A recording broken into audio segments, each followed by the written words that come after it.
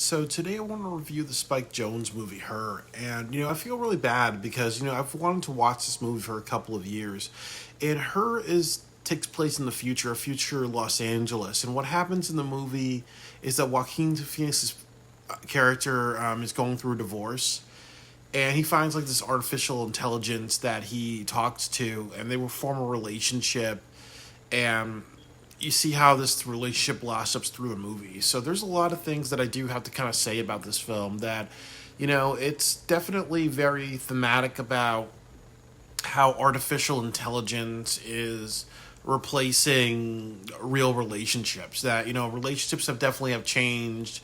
Like I was born in the late '80s, but like every single decade, there's more people on social media, and there may be a technology in the future where there's people who are so asocial or not good with relationships that they may find comfort in like cyber relationships or cyber sex or cyber romance because everybody has a right to be happy, and even if it's in a way that's different for most people, um, then society will be accommodating. And then also, I think that another thing that I like about this film is that it does talk about themes about regular relationships. That sometimes we hide in an artificial world or behind like computers or social media or fantasy or whatever just to kind of avoid the weaknesses that we have. Like I think Phoenix's character is that he does have insecurities.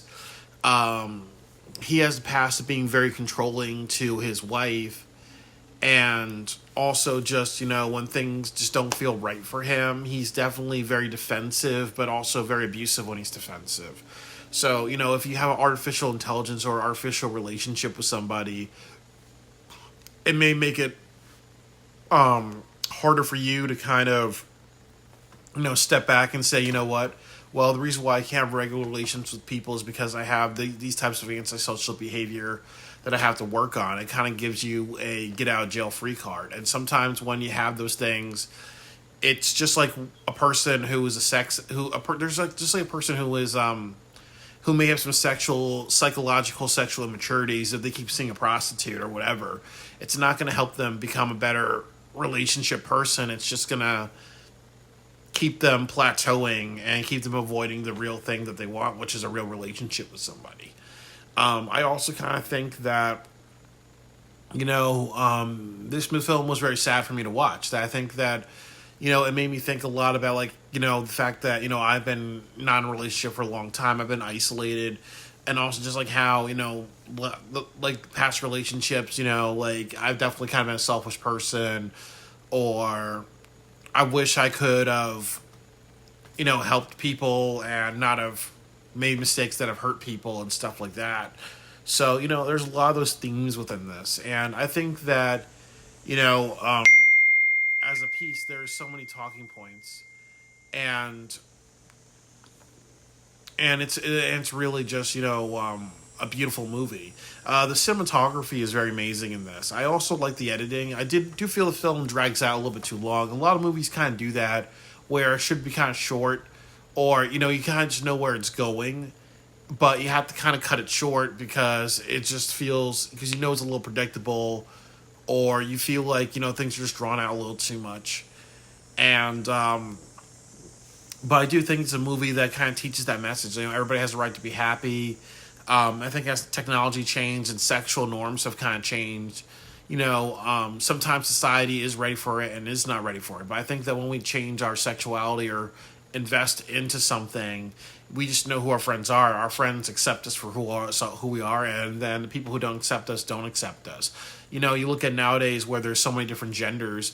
A few years ago that would be archaic. The same thing in this film that like the artificial intelligence relationship that is avant-garde, not widely accepted unless in the world of this movie. So it's just interesting when you look at society and you kind of just see what is going on, what is changing, and what is a sexual norm, what is a social norm. And but in the end of the day, everybody has the right to be happy as long as you're not hurting anybody. But it's a very sweet movie, very powerful one. I love the cinematography. The art productions were done very well. They seem to use a lot of like reds and pinks and yellows and white tones in this movie. They used a lot of shadow depth of field shots, and I also kind of like how they showed the city because it's towering buildings, and then also it's kind of like on foggy days, so it kind of like creates a theme of isolation, like kind of like they talk about in Heaven Knows What, like that, like you show that in movies to kind of create a sense that everybody's kind of like stuck in, like there's a boundary, like there's like you can't kind of escape because when you see fog, it gives you the sense of well, it makes you feel like you can't escape because you're not seeing the complete sky like on a clear day or whatever. So, that's how I kind of feel about this movie. I think that it really shows, like, I think how everybody's kind of closeted in. And then also, like, the idea of a city, that cities are, like, these really big areas. And a lot of the buildings are kind of square, and a lot of the architecture is square. So it almost feels like a prison cell, like the square architecture, everything looking the same pattern. So it kind of really kind of gives you the idea of isolation, feeling trapped.